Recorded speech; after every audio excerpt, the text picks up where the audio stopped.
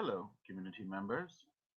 My name is Antoine Craigwell, and I'm the president and CEO of DBGM. DBGM is an organization that was founded in 2013 to raise awareness of mental health issues impacting Black gay men, especially depression, and to prevent their suicide. In the last 7 years, DBGM has increased its work, raising this awareness, and has become a national and international organization that's focused on simply Black gay men mental health.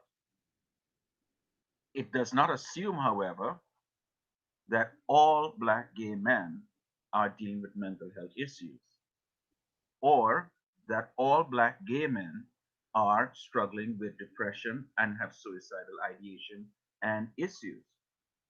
However, for those Black gay men who are struggling with depression and have suicidal ideation or have made attempts, then this is where we're the organization to provide awareness and assist with resources to help someone who is struggling with depression. One of the things that we've done over this last year is look at ways in which we could increase our mission, and that is by providing discussion fora throughout the city. We started with looking at several different fora throughout the city. But what we were, because of the pandemic, we were only able to do one in in February. One of the issues that we recognized was first and foremost for many Black gay men, especially those who were coming from other countries, were immigration. And for many, there were asylum and refugee issues that many were concerned about, including how their illegal status in the United States impacted their mental health.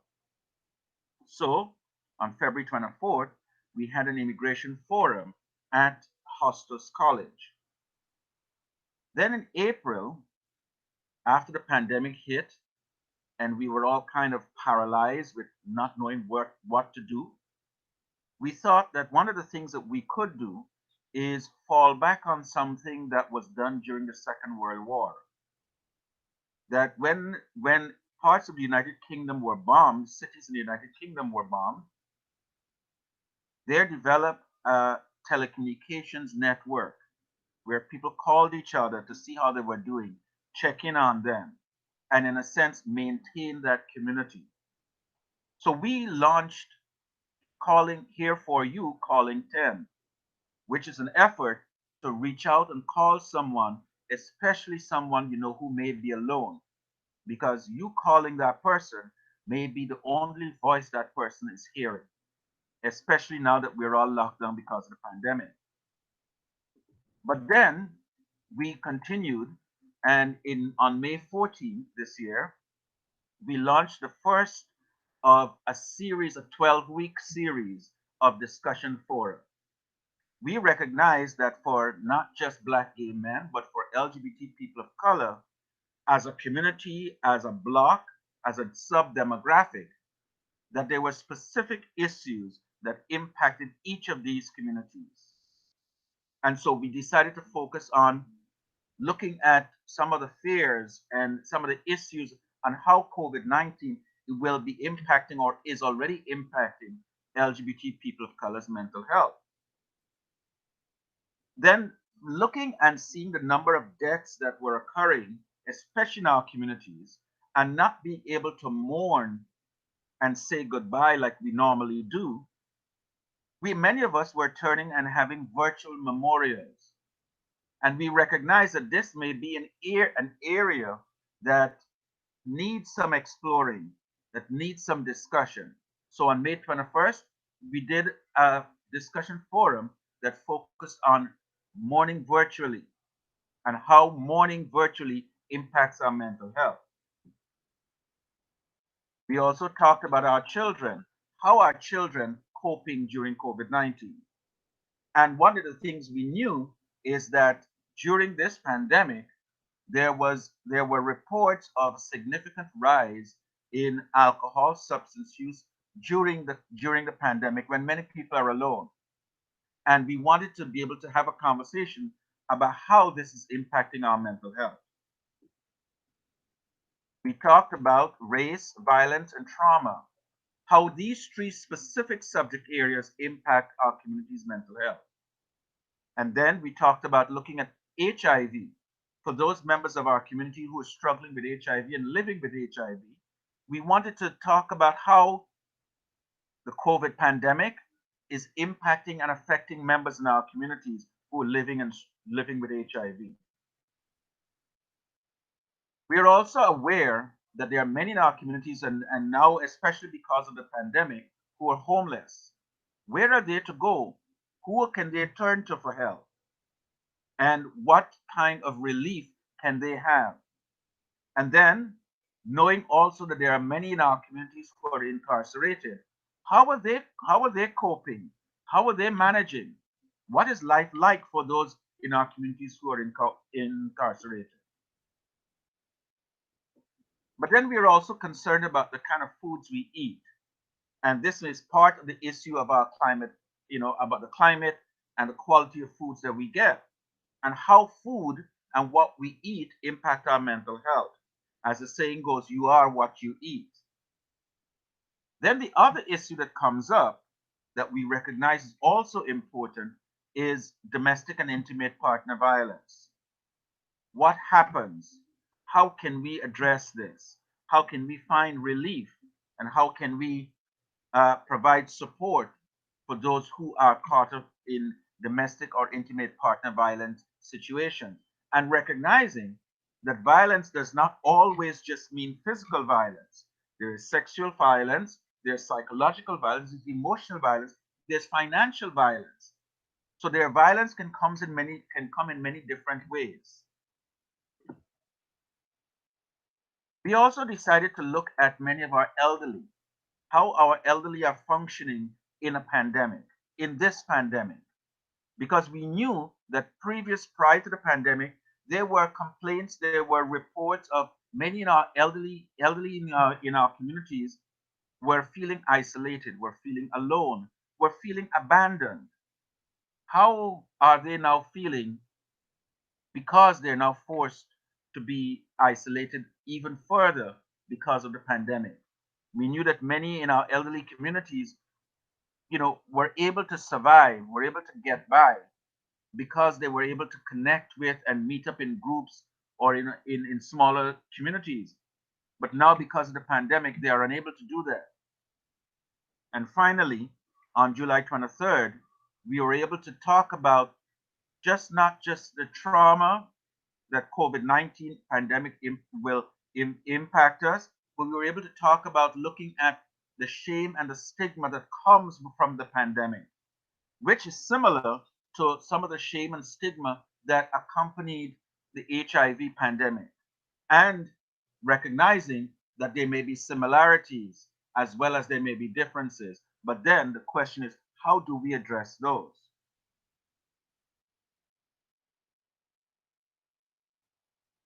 But then we were able to, and we obtained a grant from New York City Department of Health to continue our discussion forum on HIV prevention. And as a pre-Thanksgiving event, we partnered with the James Baird Foundation for I Am Not Alone at the Table. And there, in terms of looking at Thanksgiving, but as an opportunity instead for people to come together, we decided to have a live cooking show. So we invited Chef Elena Terry from the Ho Chef Nation to cook a traditional Native American meal. And we invited chefs Mavis J. Sanders and Cicely Sierra to talk about Black people cooking. What does food mean for us? And to give us a demonstration. And this was followed by a panel discussion that was moderated by Colin Vincent, who's the Vice President of Community Affairs with the James Baird Foundation. And then on December 1st, to celebrate World AIDS Day, we screened our documentary, You're Not Alone. And we had a panel discussion afterwards to discuss the issues that were raised in the film, which talked about growing old, which talked about contracting HIV, which talked about sexual abuse and sexual violence, which talked about bullying and cyberbullying, which talked about acceptance by family, and which talked about religiously influenced homophobia. So, how are we today with all of these issues on top of looking at the pandemic?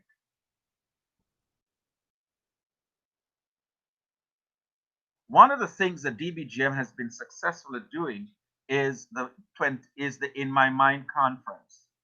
Since the conference was launched in 2015, we celebrated our 6th anniversary this year. It was planned as an in-person event, but because of the COVID pandemic, we went and we did it as a virtual one-day event. Again, the James Beard Foundation joined us this year, and they provided a live cooking demonstration and a panel discussion. But we had speakers that spanned across the globe. We had representatives from New York State government, from the AIDS Institute, but we also had panelists and speakers that came to us all the way from Singapore, from Thailand, and from the Kingdom of Tonga. We had a representative, a speaker from South Africa, and we had a representative talking about the COVID pandemic from the New York City Department of Health. Looking at our breakouts from this year's conference, we know that we are making a difference, and we look forward to planning for next year's conference. We take this opportunity as the year closes to thank all of our sponsors and community partners, those who have joined us and supported us throughout this year and even be in years past. And we look forward to, we welcome, and we encourage you to join us and support us in the year to come. Next year, immediately on January 14th, we are doing another discussion forum looking at the future of HIV and the future of HIV care. And panelists will include Kenyon Farrow, Jalov Serrano, Onyede Kachi Precious Nwongo from Nigeria, and Tim M. West. These are all people in our communities who have got the knowledge and the experience about how HIV is impacting our communities. And then in February, we are going to continue with looking at how drumming as a source of healing has its roots in our ancient history. And it's a form of like connecting with our ancestors. So we're going to be looking at and experiencing some Native American drumming presented by Jorge Esteves and the Taino Arawak community, which is predominantly found in the Caribbean. We're going to be hearing drumming, African drumming, provided by Kevin Nathaniel and Heritage OP. And then Pandita Pratima Krishnadevi Dubey, who is a Guyanese Indian, who will present an Indian drumming sequence. And then following this will be a discussion on how drumming impacts our mental health, how drumming serves a purpose in all of our lives: music, rhythm, beat, tone. But then continuing in 2021, we'll be collaborating with 2 universities on 2 research studies. We'll be doing and looking at launching and hosting a global LGBT people of color summit, focusing on issues of our communities in the global south. And then we'll be still having our mental health conference in October. And right now we're scheduled for October 7th and 8th. The call for abstracts will be going out on April 1st with with a deadline of May 31st. But between now and April and May, we are inviting anyone who may be interested in speaking at the conference. We have ideas of people, but we are still in the planning stages, and we'll be looking at what the theme is for this conference. And we'll be reaching out in our communities to identify speakers, people who can share with us their knowledge, their skills, and their experience about the specific topic area. So the board of directors, DBGM, would like to thank you very much for your support and your encouragement during this year, during this very challenging year. And we ask you to please continue to support us next year. We intend to continue working to raise awareness about mental health issues if impacting Black gay men, but more broadly, LGBT people of color communities, and to identify ways in which we can be of service to them, we can help our community members.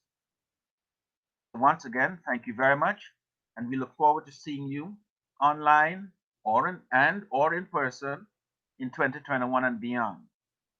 For more information, you can check us out at dbgm.org.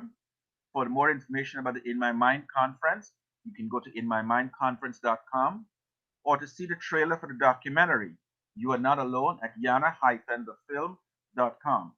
You can contact us at info@dbgm.org.